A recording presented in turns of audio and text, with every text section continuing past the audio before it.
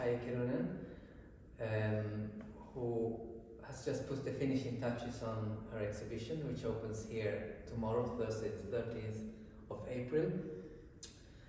And this exhibition was planned for quite a long time. It's almost, a year and a half.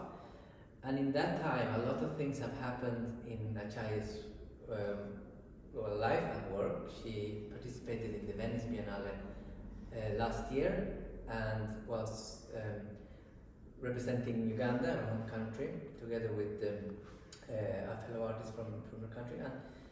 And you got also a special mention for the exhibition, and what has been a lot in the media since. And we're very happy that finally you're here in Oslo with us.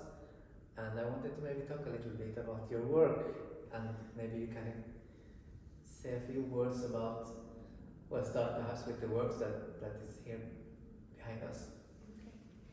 Hello world, my name is Acaye.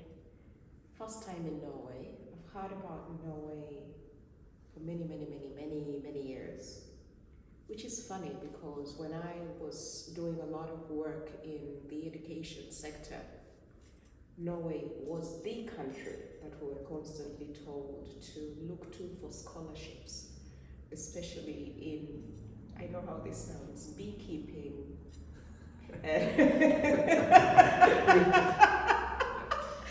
And piggery,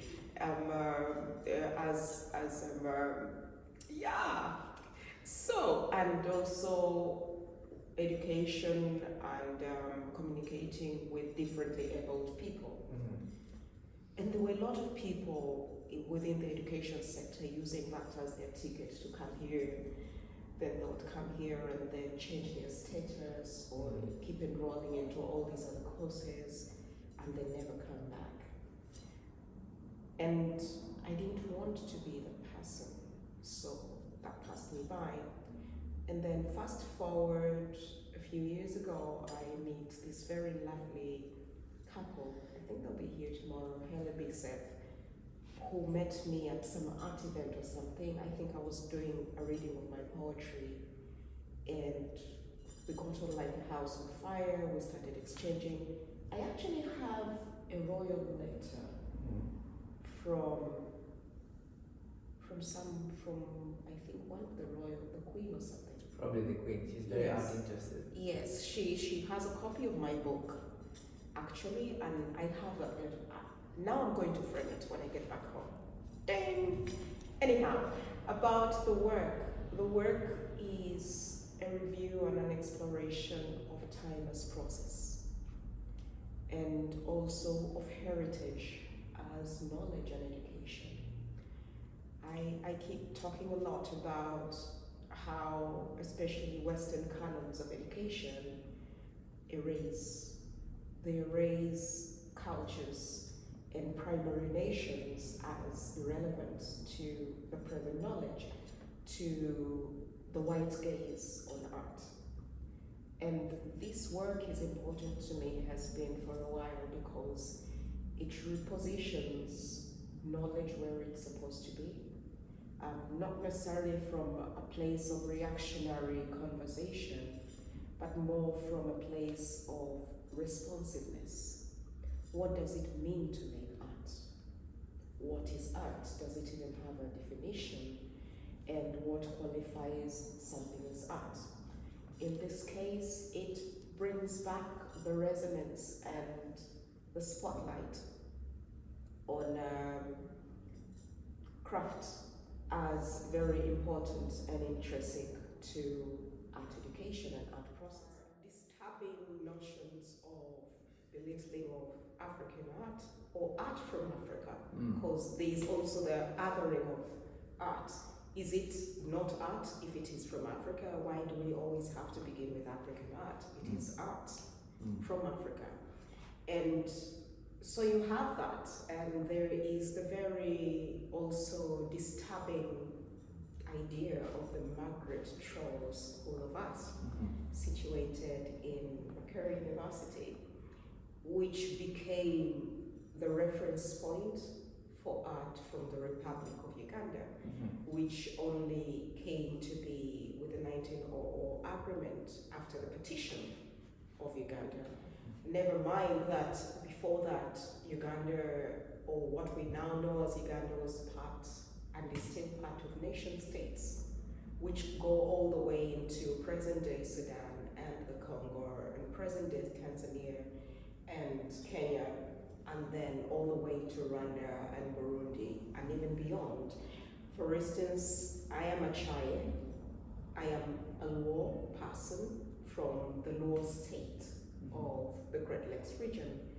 But a big part of my heritage and my ancestry, so to speak, is split between Congo, Sudan, and present-day Nairobi. And my dad, before he passed, actually used to tell us about one of our great-grandfathers having migrated in from present-day Nairobi, Kisumu side. So we are the Panwo, and we're the people of, we are originally metalsmiths, so there's a lot of knife carving and all these things. But also there is new research indicating that we have DNA connected to Babylon, present-day Babylon. So in some texts we refer to as the remnants of Babylon. Why do I bring this up? You're going to find that in a lot of the art and craft, what is called craft from this region, you're going to find similar patterning. You're going to find similar modes of weaving, similar modes of making and process that are endemic to these lands. And even though they seem all bordered up and different states right now, this knowledge continues to pervade and declare these borders obsolete. And why that is important is beyond their Western agendas for Africa today, we cannot continue to stand and point the fingers at 160 years back and say, you're the problem, because we're here now. So when we do get the opportunity to reinstate in a clear voice and say, this is our art, it is art. Because I say in this case, it is art.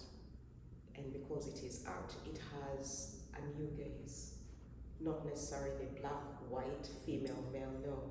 We're seeing it as art. And that is why I'm very kind of honored, not kind of, very honored to be here. I mean, it takes a different mind and an openness and a way of seeing for you to also be open to invite me here and to have me programmed. You could have programmed anyone else. And so I'm curious to know what struck you about my art. Well, I think that the fact that, Uganda as a country of art is not so well known, and Africa as a continent also is a continent that has had so much art production for thousands and thousands of years, and it's something that I think we here know very little about. In recent years, in Norway, I can say particularly there has been an openness towards it because of the fact that there are a young generation of artists with roots in other countries, African countries, South American countries, I would say the whole world, and they are bringing their heritage into the art, which is something that perhaps in a Scandinavian contemporary art setting has not been so common, where you would rather be, if you had roots somewhere else, you would just absorb the sort of academic art discourse that you would find in art academies here in Europe, and with the same aesthetics and with the same references, you could say, and start making that sort of art. So I find it very interesting now that there seems to be more willingness both by artists and more guts, I think, and more courage also among artists to say, no, you know what, I'm not going to hide this heritage and do art academy art. I'm going to use it how I want to. I'm going to try different materials, which is also, I think in Norway we have a sort of taboo even that where if you went to the art academy, you couldn't work with ceramics or things like that. Really? Yes, and there was a generation of artists, some of them showed here, that broke that and were perhaps initially faced with not so much understanding, I think, but now are established and do well. So I think that your work is also ties into that, you could say, your courage to say, you know, this is our Just what we want to do. Courageous, yeah. Ego boost. Okay, yes. No, but it's you know, I think it's important that artists express what they want to express in their language and not one that is imposed by the market or by the educational systems, the institutions, the museum institutions.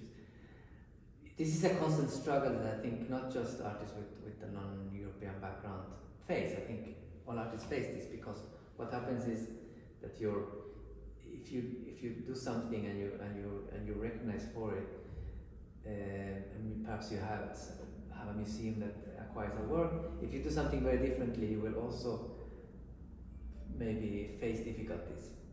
And this is also something we see with Norwegian artists or Scandinavian artists, that if they want to change their current aesthetic or something, they can face also, I wouldn't say a backlash, but a lesser interest from the market, from the institutions and so on. And I think that has to do with the mechanisms perhaps of the art world that want perhaps certain predictability and things that they're used to. So as a gallery, I think for us also it's important to show artists that we can say, well, you know, you haven't seen this before. You might not have all the references for it, but you know, you have to also as an audience there to see it and to either find out or just appreciate it or not in the end. It was interesting actually yesterday whilst installing. Peter was more excited about being able to touch the work, and he was talking about how he had read about some of this work but from a different context, and then to be able to talk about it with me and to work with it and have felt experience of it, but also to unpack in so many ways what he thought he knew about art. So probably that speaks a lot to what you're saying. And also going back to Bjorn, who is by the behind the camera, we have lots of arguments and triggers, which I think makes a lot about why we've been working together, that he was shocked when he saw my work and reacted to it, then responded to it, then reacted to it, and then started instigating all these conversations around it. But going back to the work on show here in exhibition. So this work has given the title to the exhibition, in fact. Yeah, it's interesting. Did you choose that or did I choose that? I think I chose it. So you see, the word spoke to you, which is beautiful, because in many ways, Kotubino, Kot pronounced as Kot Ubino, which is a lure for the rain has come or the rain is come, poetically interpreted to mean sacred rain. And it's symbolic in many ways because it portends the sacredness of this poetic rain that is falling. For about 15 years or something, I kept toying with the idea of working with these materials as art. And on the Ugandan scene, writing to different donors, because Ugandan art is heavily dependent on donor money, they would reject it. And some of the rejection notes and feedback I got is it does not fit into what we term as art. I got feedback feedback about it, or it is too crafty. I got just so many. And so this, as sacred rain, is also a validation that my belief and my philosophy was not in vain. But in many ways, the art now, 2021, 2022, this is 2023, it's a gift that keeps giving, and that the conversation keeps continuing. So Sacred Rain, I created to speak to and explore the notion of choosing the tears that we cry, as opposed to being forced to cry, which is something that we do a lot in Africa as women. But when you choose the tears that you cry, they're usually tears of ecstasy and happiness and joy. And that's all I'll say. Over here is Kakare, also from 2021. And Kakare is speaking to the production process and women within the service and hospitality industry. All of these are items and craft materials that are used within a domestic sphere, mostly by women on their knees. So harvest baskets, service baskets, trays for winnowing rice and grain, and then the mats deconstructed that are usually sat on.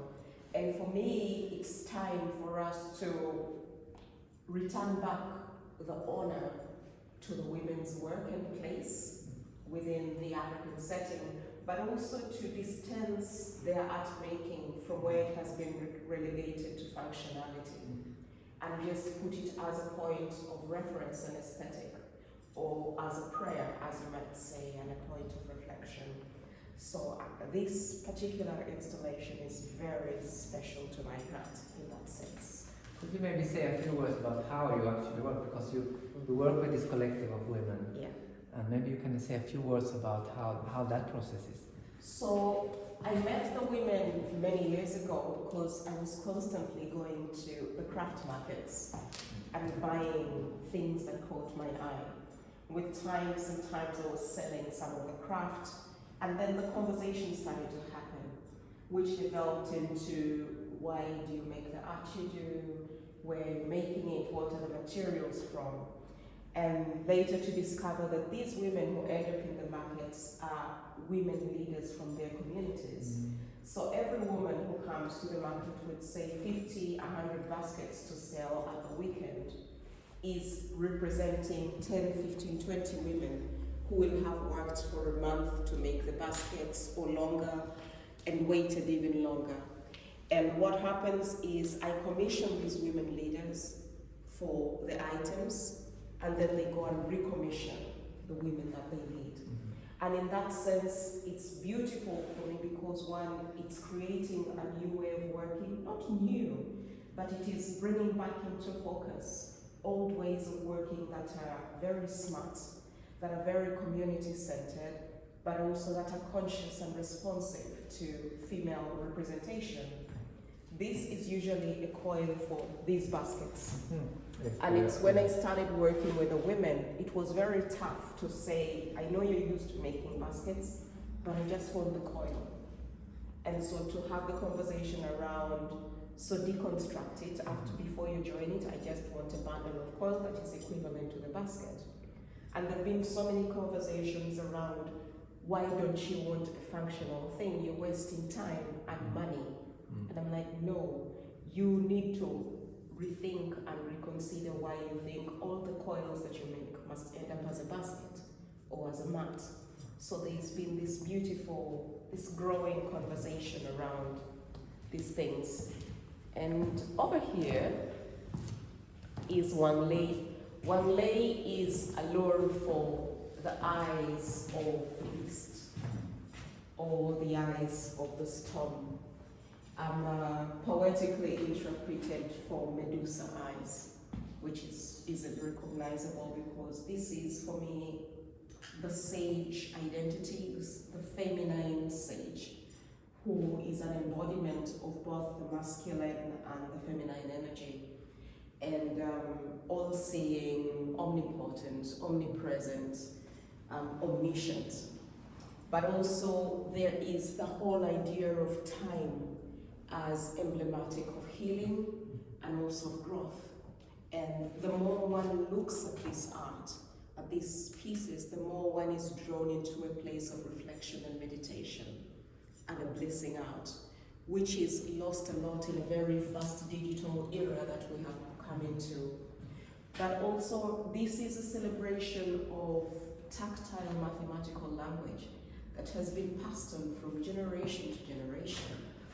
I was thinking about that because there's a lot of geometry and it's very intricate. Every work is extremely intricate and well, geometrical, as you say, that it's almost like, I don't know, arithmetic, you know, how to weave these things. There's a lot of knowledge in this that is obvious. And how it's pleated also is very, very complex. I'm curious, I'm actually daring the Western education system to start engaging with these mathematical grids and unpack them. Not from a place of wanting to own the point of discovery, but from a place of understanding. Because I kid you not, almost all the women who do this work and are doing this amazing work are not considered educated. They are misfits. They fell out of regular school. They probably didn't. They are cancelled as numerically illiterate. But this is what they do. This is what they produce. So there is this misconnection between their land education and numeracy and what the Western world sees. So this invisible knowledge would be is a very good point of entry for conversation between Africa, education and learning from Africa, and other primary nations as well, and the Western canon of what education means, what mathematical language is, what scientific knowledge is, because all these are done in constant conversation with the earth and the cycles of life and seasons and climatic conditions, and they have to be woven at particular times of the day so that they preserve enough moisture. There's just so much. And in those homesteads, in these communities, are these amazing scientific labs that no one is thinking about. She's called Banange. And Banange is an exclamation in Uganda to mean, oh my, oh my. And as an appendage, as a collection of the very different weaving forms and cultures mostly from central Uganda, I wanted to celebrate that. And setting backcloth, which is very heritage based. What is that material? It's a ficus. We call it the olomugo. And so it's a ficus bark that is harvested and then beaten into a cloth. So it's all vegetable? Yes. This is also an interesting, I think, contrast with when we look at, I would say, Scandinavian or Norwegian craft traditions. I mean, even the old weaving and tapestry traditions that we have. It's usually all animal material.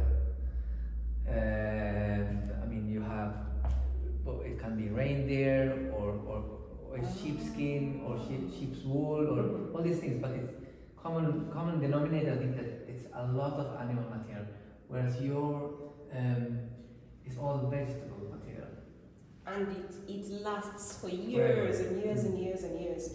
And what really fires me up also about this work is the diversity in application that the materials have. This is sisal, this is palm, this is raffia, this is banana fiber, and within it is stripped banana rind, and then on the back is backcloth.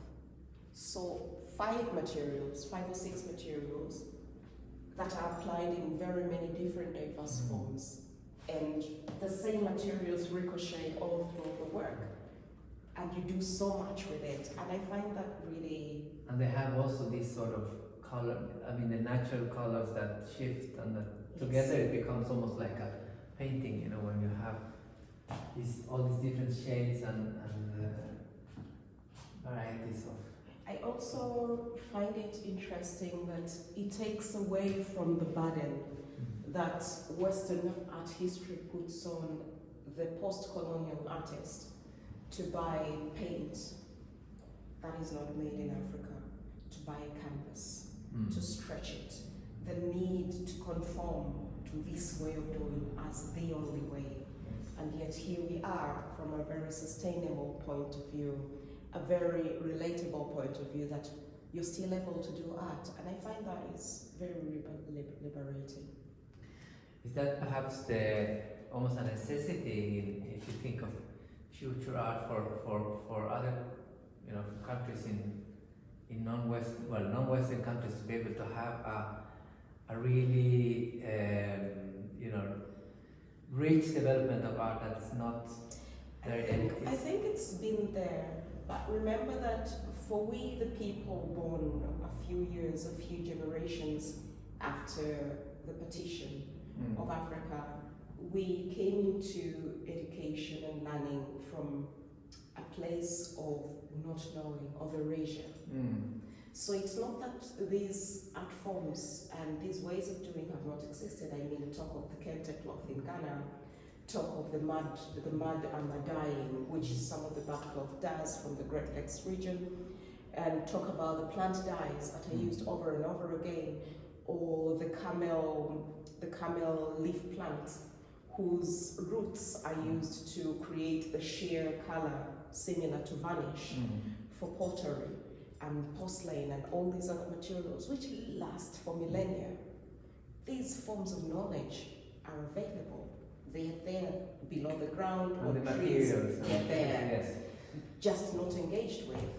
And I'm happy that this reawakening is happening, and also curious about, in myself, about the other artwork that I'm going to create, because as I engage more with the communities, I encounter new knowledge, and there is the hunger to share more of knowledge that was thought lost or unimportant. Yeah.